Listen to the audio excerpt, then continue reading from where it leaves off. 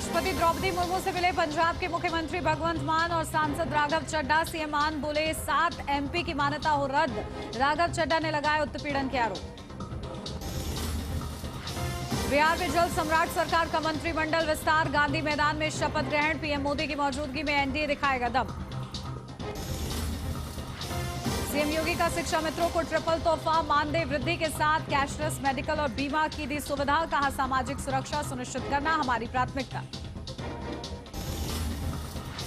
पश्चिम बंगाल में दिखने लगा बीजेपी इफेक्ट। आसनसोल में 15 साल बाद खुला दुर्गा माता मंदिर। लोगों ने मनाया जश्न।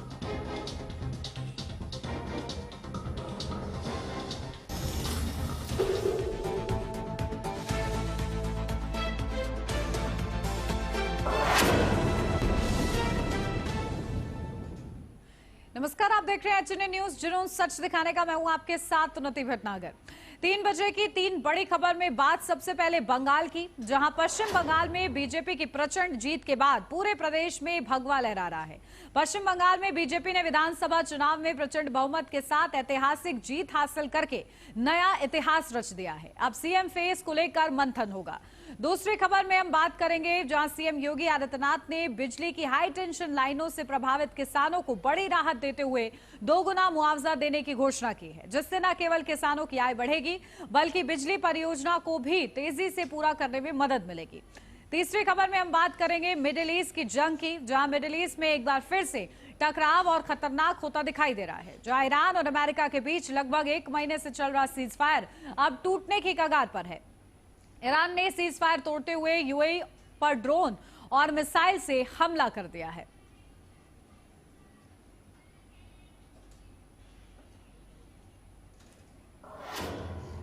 और अब खबरों की बात करेंगे विस्तार से, जहां पश्चिम बंगाल में बीजेपी की प्रचंड जीत के बाद पूरे प्रदेश में भगवा लहरा रहा है। पश्चिम बंगाल में बीजेपी ने विधानसभा चुनाव में प्रचंड बहुमत के साथ ऐतिहासिक जीत हासिल करके नया इतिहास रच दिया है। बीजेपी ने 293 सीटों वाले बंगाल में 206 सीटों पर जीत हासिल की है। वहीं टीएमसी 81 सीटों पर सिमट गई, जबकि अन्य के खाते में 6 सीटें आई। बंगाल में लेफ्ट की 34 साल तक सरकार रही, लेकिन दीदी को 15 साल में ही जाना पड़ा। तो वहीं भवानीपुर से सीएम ममता बनर्जी 15,000 से ज्यादा वोटों से हार का मुंह उनको देखना पड़ा। बंगाल में 9 मई को नई सरकार का शपथ ग्रहण समारोह होगा और इसी के साथ इस बात की भी चर्चा तेज हो गई है कि आखिर सीएम कौन बनेगा। और देखिए ग्राफिक्स के जरिए अब चर्चा, जहां बीजेपी का बंगाल विजय क्या क्या फैक्टर काम किया। पहला फैक्टर हिंदुओं की एकजुटता, जो कि समझा जा रहा है। दूसरा महिलाओं का सपोर्ट, क्योंकि महिलाओं को लेकर कई बड़े वादे बीजेपी की ओर से किए गए। तो वहीं मुस्लिम वोटों का बंटवारा भी एक फैक्टर समझा जा रहा है। 15 सालों की एंटी इनकम्बेंसी भी एक फैक्टर समझा जा रहा है। टीएमसी का भ्रष्टाचार और सिंडिकेट भी एक फैक्टर यहां पर बीजेपी की जीत में समझा जा रहा है। तो देखिए किस तरीके से लगातार बंगाल में ममता बनर्जी हारी क्यों, इसके पीछे क्या कारण है। बंगाल में हिंसा, बढ़ता अपराध, ये सबसे बड़ी वजह बनी। टीएमसी कार्यकर्ताओं का गुंडा राज एक चर्चा का विषय रहा। राशन घोटाला, भर्ती घोटाला और मनी लॉन्ड्रिंग जैसे मामलों ने टीएमसी के खिलाफ काम किया और इसी वजह से ममता बनर्जी को हार का सामना करना पड़ा। तो देखिए पश्चिम बंगाल में सीएम की रेस में कौन कौन है, अब वो आपको बता देते हैं। शुवेंदु अधिकारी, जिन्होंने ममता बनर्जी को मात दी है। रूपा गांगुली, जो एक बड़ा अनुभवी चेहरा है। अग्निमित्रा पॉल एक नाम है और दिलीप घोष भी सीएम की रेस में, उनका नाम भी शामिल है। इसी के साथ साथ समीक भट्टाचार्य का नाम भी शामिल है, जो कि सीएम की रेस में लगातार बने हुए हैं, क्योंकि पश्चिम बंगाल में अब 9 मई को शपथ ग्रहण समारोह होगा और इसी के लिए चर्चाओं का बाजार गर्म है कि आखिर पश्चिम बंगाल का मुख्यमंत्री कौन होगा। सुकांत मजूमदार भी एक नाम जो कि सीएम रेस में शामिल है। तो स्वप्न दास गुप्ता भी ये नाम जो कि सीएम की रेस में शामिल है। और चलिए हमारे साथ बेहद खास मेहमान संदीप चौधरी, राजनीतिक विश्लेषक, हमारे साथ जुड़ गए हैं। संदीप जी, आपके पास आ रही हूं, बहुत स्वागत आपका। प्रचंड जीत बीजेपी ने हासिल की है, लेकिन अब बारी है कि सीएम कौन होगा। क्या लग रहा है, क्योंकि सीएम की रेस में कई बड़े नाम हैं, और इस जीत में क्या फैक्टर आप मान रहे हैं जो कि सबसे ज्यादा काम करता हुआ बीजेपी के लिए नजर आया। देखिए, अगर हम उन्नति जी मुख्यमंत्री की बात करें तो मुख्यमंत्री का जो चेहरा है वो शुभेंदु अधिकारी हो सकते हैं। जिस तरीके से आसाम में कांग्रेस से आए हुए नेता जो हिमंता बिस्वा शर्मा है उनको मुख्यमंत्री बनाया गया, इसी तरीके से बंगाल में टीएमसी से आए हुए नेता शुभेंदु अधिकारी मुख्यमंत्री हो सकते हैं। अदरवाइज अगर हम इस तरीके से देखें कि बीजेपी किस तरीके के लोगों को मुख्यमंत्री बनाती है, तो देखिए उन्हें वसुंधरा जैसे मजबूत लोग हों या रमन सिंह जैसे मजबूत लोग हों, इस तरीके के चेहरे नहीं चाहिए। उनको कमजोर चेहरा चाहिए जो बिल्कुल कमजोर हो और पार्टी को जैसे राष्ट्रीय नेतृत्व उनको दिशा निर्देश दे। चाहे आप उत्तराखंड का एग्जाम्पल ले लीजिए, पुष्कर सिंह धामी जो अपने विधानसभा चुनाव हार गए थे, उनको मुख्यमंत्री उत्तराखंड में बनाया गया। चाहे केशव प्रसाद मौर्य को ले लीजिए जो अपनी विधानसभा हार गए थे, उनको डिप्टी मुख्यमंत्री उत्तर प्रदेश में बनाया गया। चाहे नायब सिंह सैनी का उदाहरण ले लीजिए जिनकी कमजोर नेताओं में गिनती होती है, चाहे भजनलाल शर्मा का उदाहरण ले लीजिए जो सबसे कमजोर और पीछे से आने वाली लाइन में जिनकी गिनती होती है। इसी तरीके से मध्य प्रदेश की बात है, इसी तरीके से छत्तीसगढ़ की बात है। बिल्कुल। और देखिए लेकिन ना आपने शुभेंदु अधिकारी का नाम लिया, वो तो एक फैक्टर है ही, और क्योंकि उन्होंने जीत हासिल कराई है बीजेपी को और जिस तरीके से ममता बनर्जी को मात दी है, लेकिन इसी के साथ क्या कोई फीमेल चेहरा भी हम देख सकते हैं मुख्यमंत्री के रूप में जो कि स्थापित किया जाए, क्योंकि चर्चा महिलाओं को लेकर काफी ज्यादा रही इस चुनाव में और महिलाओं ने जीत भी दर्ज की है वहां पर। देखिए ये डिपेंड करता है बीजेपी पर, बीजेपी पुरुष को मौका देगी या महिला को मौका देगी, किस तरीके का मुख्यमंत्री बीजेपी लेकर के आएगी। लेकिन अगर आप लीडरशिप देखें बीजेपी की तरफ से, जिसके अंदर एक लीडरशिप है जो पार्टी को नेतृत्व दे सकता है, सबको साथ लेकर के चल सकता है और मजबूत मुख्यमंत्री हो सकता है, तो वो नाम तो शुभेंदु अधिकारी का है। बिल्कुल। और वो क्या फैक्टर आपको लग रहा है, टीएमसी क्यों हारी, उसके लिए क्या फैक्टर, जितने फैक्टर्स हमने बताए दर्शकों को, उसमें से आपको क्या लगता है कौन सबसे ज्यादा प्रभावी, और बीजेपी को फायदा कर गए फैक्टर्स में कौन सा सबसे ज्यादा प्रभावी दोनों ही खेमों के लिए? देखिए बीजेपी को कौन से फैक्टर ने फायदा पहुंचाया और कौन से फैक्टर ने टीएमसी को नुकसान पहुंचाया, ये तो हमें सोचना पड़ेगा। क्योंकि जब बीजेपी भ्रष्टाचार के मामले में घेरना चाहती थी टीएमसी को और ममता को, तो ईडी और सीबीआई ने हाथ खड़े कर दिए कि देखिए हम इनको जेल में नहीं डाल सकते, इनके ऊपर कोई ऐसा केस नहीं बना सकते जिसमें इनको फंसाया जा सके। क्योंकि इसके पहले ईडी और सीबीआई अरविंद केजरीवाल मामले में मुंह की खा चुकी थी। हेमंता जो आपके झारखंड के मुख्यमंत्री हैं हेमंत सोरेन, उसके मामले में वो मुक्ति खा चुकी थी। तो फिर ऐसे कई चीजों पर कोशिश की गई, ना उनको भ्रष्टाचार में फंसाया जा सकता था, ना उसको कहीं रेप और बलात्कार में फंसाया जा सकता था, ना उनका चरित्र हनन किया जा सकता था। तो फिर इस तरीके की चीजें बनाई गई कि देखिए उन्होंने आतंकवादियों को ला करके बसा दिया है बांग्लादेश से, हालांकि कोई सबूत उनके खिलाफ नहीं था, कोई केस उनके ऊपर नहीं था, लेकिन झूठी अफवाहें इस तरीके की बनाई जा सकती। आपकी बातों से मुझे लग रहा है कि आप चाहते थे कि टीएमसी वहां पर जीते, लेकिन नहीं जीत पाई।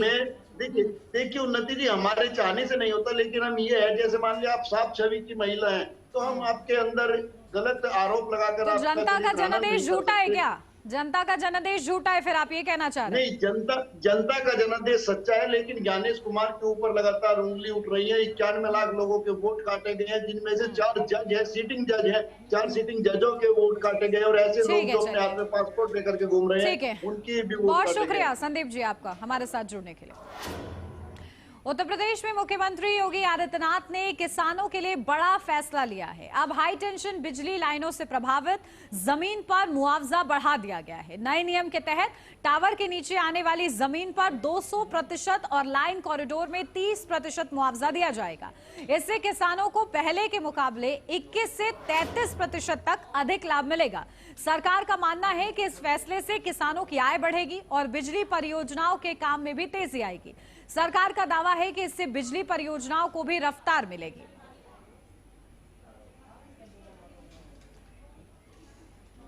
तो देखिए किस तरीके से योगी सरकार का किसानों को ये बड़ा तोहफा है, जिसमें मुआवजे की राशि को बढ़ा दिया गया है। हाई टेंशन लाइन से जो लोग प्रभावित होते हैं, जो किसान, उनको खासा ये मुआवजा दिया जाएगा। बिजली प्रोजेक्ट्स को भी इसके माध्यम से रफ्तार, किसानों को 2 गुना मुआवजा देने का ऐलान किया गया है।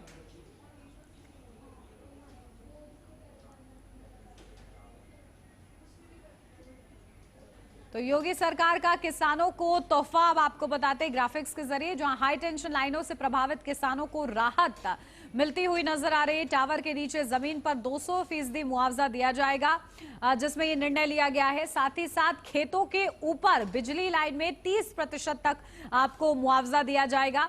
इसके साथ ही किसानों को 21% से 33% तक का लाभ दिया जाएगा और नई व्यवस्था से किसानों की आय भी बढ़ती हुई नजर आएगी। इस दिशा में भी कदम आगे बढ़ाए जाएंगे और ये भी एक बड़ा पहलू इस नए नियम का समझा जा रहा है, जो कि बड़ा तोहफा है। इसी के साथ हर जिले की सरकारी दर से तय होगा मुआवजा। ये एक बड़ा पहलू है, जहां पर मुआवजे की राशि जो है हर जिले की सरकारी दर से तय की जाएगी। साथ ही साथ सर्किल रेट के हिसाब से पूरा भुगतान दिया जाएगा किसानों को, तो सरकारी रेट पर सीधे किसानों को फायदा मिलेगा। तो देखिए, ये पूरा प्रोजेक्ट है जिसका कहीं ना कहीं फायदा किसानों को मिलता हुआ नजर आएगा। और चलिए इसी पर अपडेट लेते हैं। हमारे संवाददाता पुनीत मोहन हमारे साथ जुड़ गए हैं। पुनीत, क्या कुछ जानकारी, देखिए मुआवजा किस तरीके से दोगुना हो रहा है, किसानों के लिए क्या कुछ लाभ इसमें छिपा है? देखिए, ये तो उत्तर प्रदेश में ट्रांसमिशन लाइनों को जब कहीं लगाना होता था बिजली की व्यवस्था को सुचारू रूप से बेहतर करने के लिए, तो जाहिर तौर पर वो ट्रांसमिशन लाइन यानी कि जो बड़े टावर होते हैं बिजली के, वो खेतों से होकर के गुजरते थे। ऐसे में जिस खेत में टावर लगाए जाते थे, पहले का प्रावधान यह था कि वहाँ उचित मुआवजा नहीं मिलता था, जिसके चलते विरोध प्रदर्शन भी देखने को मिलता था। किसान इसका विरोध करते थे कि उनके खेत के आसपास टावर ना लगे। इसके अलावा राइट वे यानी कि जो आउटर होता है, जहाँ से वायर गुजरता है, वहाँ पर भी नहीं चाहते थे किसान कि उनके खेतों के ऊपर से, उनके गांव के ऊपर से या उनकी ज़मीन के ऊपर से किसी तरीके का कोई टावर गुजरे, क्योंकि उचित मुआवजा ना मिलने के चलते वो इस बात से परेशान रहते थे। टावर लगने के बाद ना तो वो उस ज़मीन का सदुपयोग कर पाते थे, ना ज़्यादा काम कर सकते थे। आप इस एग्जाम्पल को ऐसे समझिए कि अगर किसी खेत में टावर लगा है तो वहाँ सिंचाई नहीं हो सकती है। ऐसे में वो खेती किसानी नहीं कर पाते थे और बात जब मुआवजा देने की आती थी तो मुआवजा उचित नहीं होता था, जिसके चलते किसान इसका विरोध करते थे। फिलहाल इस समस्या का समाधान निकला है। अब जिसके खेत में टावर रहेगा उसको 200% का मुआवजा मिलेगा। इसके अलावा जो आउटर रोड है यानी कि राइट वे है, जिससे वायर जाते हैं, जिस भी क्षेत्र से होकर के वायर गुजरेंगे, जिस खेतों से होकर के वायर गुजरेंगे, उनको 30% का मुआवजा दिया जाएगा, 21 से 33% का लाभ दिया जाएगा। एक बेहतर बदलाव किया गया है, एक बड़ा कदम उठाया गया है किसानों के हितों को देखते हुए। और सबसे बड़ी बात है कि जो सर्किल रेट डीएम तय करेंगे उसी का 200% मुआवजा मिलेगा जिसके खेत में टावर लगेगा, और इसके अलावा जिनके टावर के वायर जिनके खेतों से होकर के गुजरेंगे उनको 30% का लाभ दिया जाएगा। जी बिल्कुल। और पुनीत, देखिए हर जिले की जो सरकारी दरें हैं वो तय करेंगी मुआवजे की राशि, तो ये किस तरीके से काम करेगा किसानों के फेवर में? देखिए, सीधे तौर पे जिस तरीके से मैंने आपको बताया कि उत्तर प्रदेश में ट्रांसमिशन लाइनों को बढ़ाने के लिए बिजली की खपत क्योंकि दिन प्रतिदिन बढ़ती चली जा रही है, ऐसे में नई ट्रांसमिशन लाइनों की काफ़ी आवश्यकता है। और पहले की जो व्यथा थी वो इस तरीके से थी कि लोग बिजली वाले ज़बरदस्ती टावर तो लगा देते थे, लेकिन किसान को जिसके खेत में टावर लगा उसको उचित मुआवजा नहीं मिलता था। फिलहाल इस समस्या का समाधान निकला है। डीएम जो सर्किल रेट तय करेंगे उस एरिया का, उसका 200% मुआवजा किसान को मिलेगा यदि उसके खेत में उसकी ज़मीन पर टावर लगता है। इसके अलावा जो आउटर रिंग एरिया है यानी कि जहां से वायर निकलेंगे, वहां सीधे तौर पर 30% का मुआवजा दिया जाएगा। इससे दो बड़े फायदे हैं। एक तो किसानों को सीधे तौर पर अगर उनकी ज़मीन पर टावर लग रहा है तो उसका एक उचित मूल्य मिलेगा, अगर वायर उनकी खेतों से होकर के गुजर रहे हैं तो एक अच्छा मुआवजा मिलेगा। तो जिस तरीके से ये व्यवस्था पहले कुचक्र में फंसी हुई थी, पहले मुआवजा तय नहीं हो पाते थे, मनमाफिक मुआवजे दिए जाते थे जिसको किसान स्वीकार नहीं करते थे, तमाम तरीके के विवाद होते थे, मामला थाना कोर्ट कचहरी तक पहुंचता था। कई मामले अभी भी कोर्ट में लंबित हैं, जिसके चलते बिजली विभाग उन जगह पर ट्रांसमिशन लाइनों को नहीं लगा पा रहा है या फिर रूट चेंज किया गया है। इस कवायद से निपटने के लिए, समस्या से निपटने के लिए सरकार ने एक बड़ा कदम उठाया है और इसे एक बेहतर और सार्थक कदम माना जा रहा है। जी बिल्कुल। लागू करने की क्या प्रक्रिया क्या पुनीत रहेगी? क्या क्या जो अपकमिंग प्रोजेक्ट्स हैं क्या उन पर लागू होगा या वर्तमान में भी जो चल रहे हैं उन पर भी इम्प्लीमेंट होगा?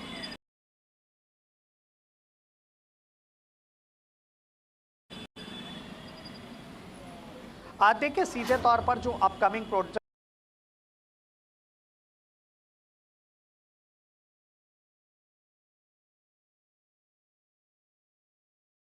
हैं, चाहे वो उत्तर प्रदेश के झांसी में लग रहे हों ट्रांसमिशन लाइन के लिए नए टावर, या बुंदेलखंड में हो या पूर्वांचल में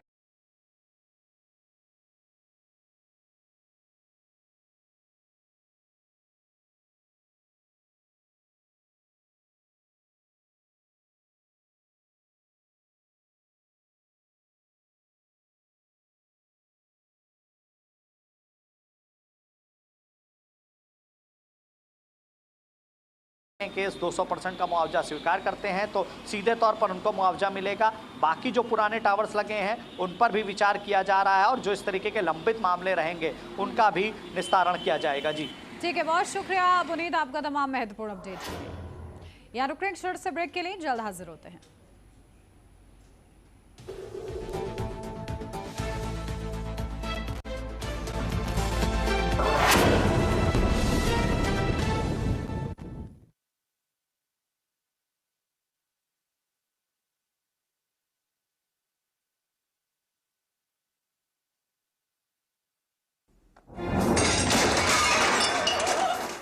फर्श की टाइल्स को चेंज करो, बड़ी स्लिपरी हैं। थर्मोकूल वॉशिंग मशीन। थर्मोकूल, इंडिया का नया अंदाज।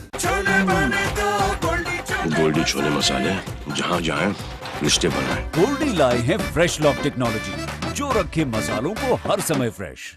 आइसक्रीम खाओगी? जंगल में आइसक्रीम मिलती है। समर कूल रेफ्रिजरेटर, आप अपनी ड्यूटी निभाओ, ये अपनी ड्यूटी निभाएगा। समर कूल, लाइफ बनाए।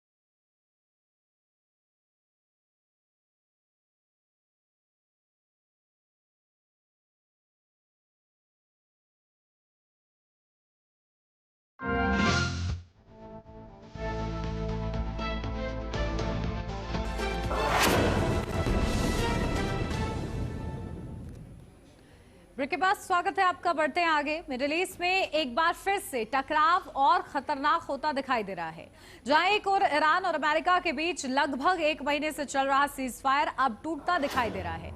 पश्चिम एशिया में हालात तेजी से बिगड़ रहे हैं, समुद्र में गोलियां और मिसाइलें चल रही हैं। वहीं इसी बीच ईरान ने यूएई पर ताबड़तोड़ ड्रोन और मिसाइलों से हमला कर दिया है। ईरान ने यूएई के ऊपर 15 मिसाइलें दागी हैं और ड्रोन से हमला किया है। फुजैरा अमीरात में एक ऊर्जा केंद्र पर हुए हमले में 3 भारतीय नागरिक घायल हो गए हैं। वहीं एक रिहायशी इमारत पर हमले में 2 लोग घायल हो गए हैं। इस मिसाइल हमले के बाद यूएई का एयर डिफेंस सिस्टम एक्टिव हो गया है। साथ ही कई जगह सायरन बजने की आवाज भी सुनी गई है। ईरान के हमले की यूएई के विदेश मंत्रालय ने कड़ी निंदा की है। वहीं दूसरी ओर पश्चिम एशिया में बढ़ते तनाव का असर अब पूरी दुनिया की अर्थव्यवस्था पर देखने को मिल रहा है।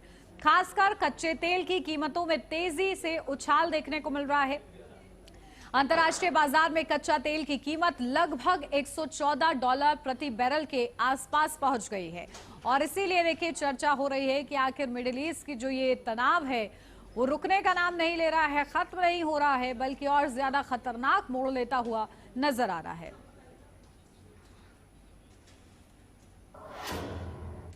और चलिए हमारे साथ बेहद ही खास मेहमान जुड़ गए, डीके गुप्ता फॉरेन एक्सपर्ट हैं वो हमारे साथ जुड़ गए हैं। टीके गुप्ता जी, बहुत स्वागत आपका। और क्योंकि जिस तरीके से हम लोग देख रहे हैं मिडिल ईस्ट का जो ये तनाव है, सीज फायर था लेकिन लगातार बातचीत हो रही थी, इसको लेकर भी हलचल हो रही थी, लेकिन अब जिस तरीके से ईरान ने यूएई पर अटैक शुरू कर दिए एक बार फिर से, क्या संकेत आगे के लिए?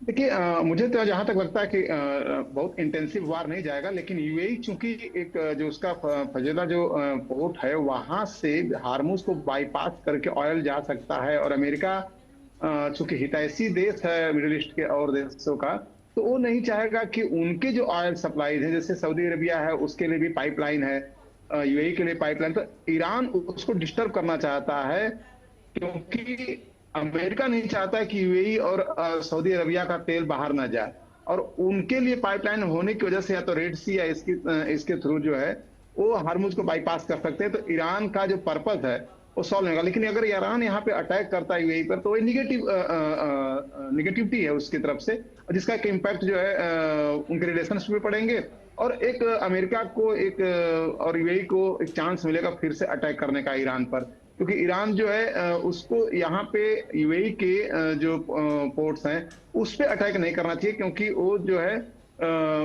एक पहले से जो उनकी दुश्मनी है सऊदी अरबिया और यूएई की ईरान से, वो और जो है गहरी होती जा रही है। और इसमें कोई डाउट नहीं है कि अगर स्ट्राइक होता है तो यूएई और सऊदी अरबिया एक्टिव पार्टिसिपेशन कर सकते हैं, क्योंकि बहुत सारी मात मनौवल हो चुकी है, और उसमें जो है ईरान का पलड़ा जो है बहुत ही 19 है, उसके बावजूद भी अगर वो नहीं मानता है, तो इस बार जो अगर वार होगा तो इसमें बहुत ज्यादा इंटेंसिव अटैक होगा। जी बिल्कुल, और अमेरिका तो ये बात बार बार कह रहा है कि ईरान अब खत्म हो चुका है, और अगर अभी भी ईरान नहीं रुकता है तो कहीं ना कहीं ये वो अपने ही अंत की इबारत लिखेगा।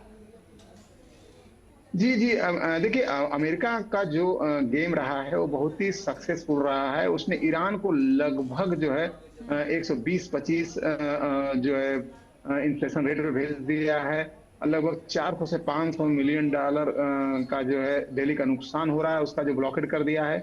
और दूसरी बात है कि दुनिया को ये बता रहा है अमेरिका कि मैं ब्लॉकेड जो ईरान ने कर रखा उसको खत्म करने के लिए यहाँ पे हूँ, लेकिन ईरान बिल्कुल जो वीक होता जा रहा है, ऑलरेडी जिसके इंफ्रास्ट्रक्चर जा चुके हैं, अब उसकी इकोनॉमी भी ध्वस्त होती जा रही है, उनके बीच में फुटमत भी दिख रही है नेताओं के अंदर, तो एक प्रकार से बहुत क्लियर विजन ईरान के पास नहीं है, और कहीं न कहीं आउट ऑफ रेज रिएक्ट कर रहा है ईरान, बता कि रिस्पॉन्स करने का मतलब है कि आप एक स्ट्रेटेजिक पॉइंट ऑफ व्यू से किसी चीज को सफल हासिल करने के लिए कर रहे हैं, लेकिन ईरान जो है अच्छा आज ही नहीं हुआ चलो आज अटैक कर देते हैं, अच्छा उन्होंने ऐसा बोला चलो अटैक कर देते हैं, तो ताकि अपने ऑडियंस को जवाब दे दे। तो यहाँ पे ईरान जो है कहीं न कहीं बुरी तरह से फंस चुका है, और अमेरिका जो है ब्लॉकेड नहीं छोड़ेगा। अगर कोई मामला पॉजिटिविटी की तरफ भी जाता है तो भी नहीं छोड़ेगा, क्योंकि वही एक रास्ता है जिससे कि वो अपने मार्केट का ऑयल बेच सकता है और अपने हितैषी देश, देखिए मिडिल ईस्ट के जो देश होते हैं उनके जितने भी अमेरिका के दोस्त हैं उनके ऑयल रेट को भी अमेरिका रेगुलेट करता है, 20 साल की कहानी है।